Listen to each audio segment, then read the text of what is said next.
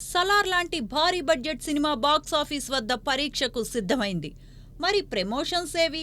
Pan India cinema అంటూ తెలుగు, హిందీ, తమిళం, మలయాళం, కన్నడలో తెరపైకి వదులుతున్నా ఎక్కడా హంగామా చేయలేదు.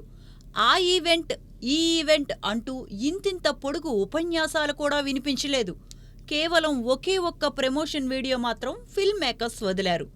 దర్శక బాహుబలి రాజమౌళి ప్రమోషన్స్లో భాగంగా ఓ ఇంటర్వ్యూ చేశాడు. సలార్ దర్శకుడు, నటీనటులతో జక్కన్న ముచ్చటించాడు.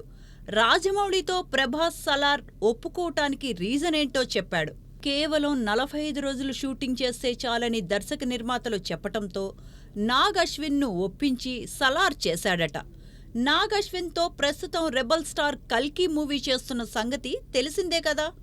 ఇక సలార్లో అత్యంత కీలక పాత్ర పోషించిన మలయాళ నటుడు పృథ్వీరాజ్ కూడా రాజమౌళితో ఆసక్తికరమైన ముచ్చట చెప్పాడు.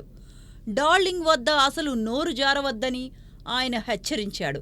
తమకు ఏమిష్టమో కనుక్కున్న ప్రభాస్ ఓ రోజు గది మొత్తం నిండిపోయేలా వంటకాలు పంపాడట.